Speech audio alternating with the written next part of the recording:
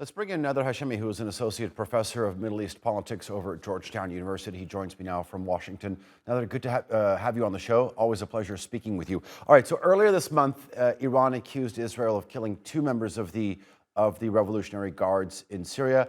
They also accused Israel of being behind this mass cyber attack, which crippled almost three-fourths of the gas stations across the country. Are these types of attacks, indirect attacks, perhaps that's the way you want to call it, going to be playing a greater role in this conflict? I think they are, and primarily for the following reason. We've reached, or we're about to reach, a critical juncture in the Israeli assault on Gaza.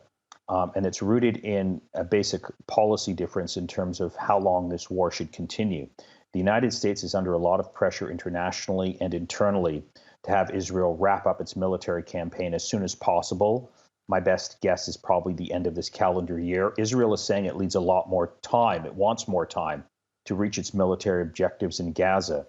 So I think by hitting a high-level Iranian target, there is an effort, a hope, I think, on the part of Israel to broaden the war and possibly get Iran to respond, thus bringing the Americans into this fight, which will completely change the political and regional dynamics. It will buy Israel more time. So I think we're going to see more of these attacks going forward as this, crisis point comes to fruition in the next few days.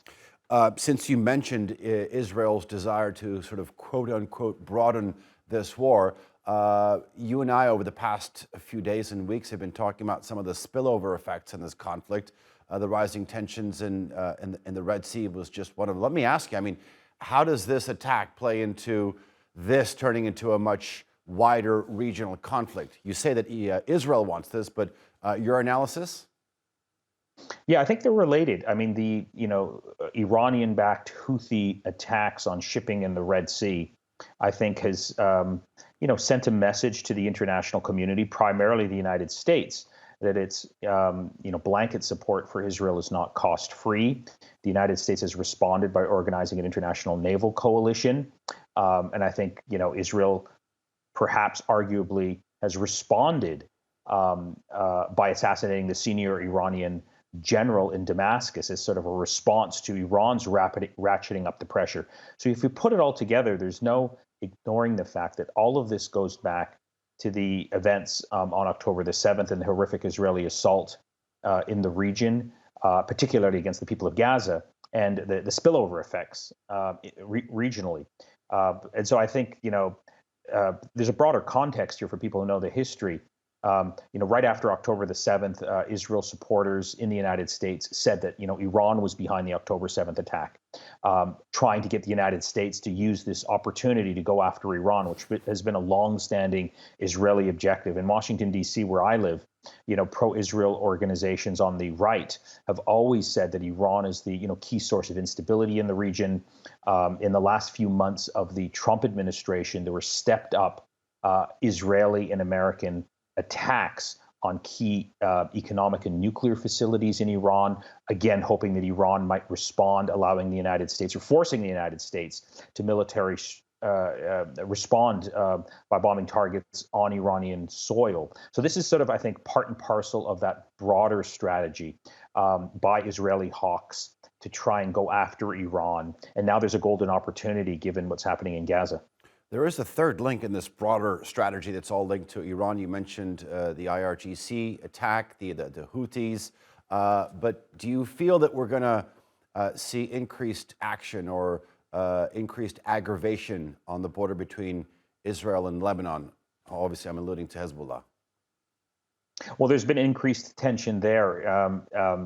Right from the beginning of the October 7th crisis, there's been ongoing cross-border sort of attacks.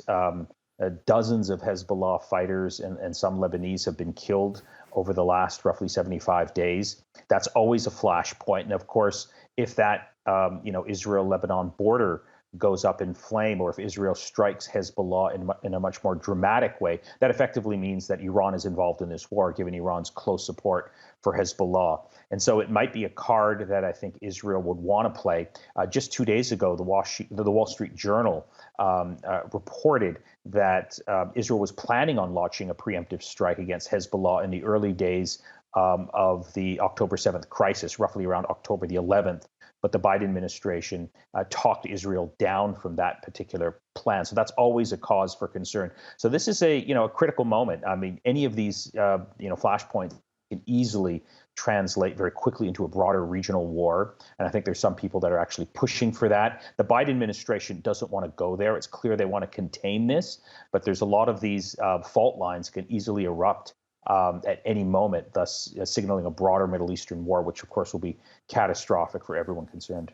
Before I let you go, I also want to ask you about the 2024 presidential elections. You say that the Biden administration wants to contain this, but as this war progresses, we know that Israel wants to prolong this war. How is this going to affect who could be in the White House in less than a year's time? It's going to have an impact. I mean, if you're following the debate, young people who support the Democratic Party are very disillusioned, very angry over Biden's support for Israel's war crimes in Gaza.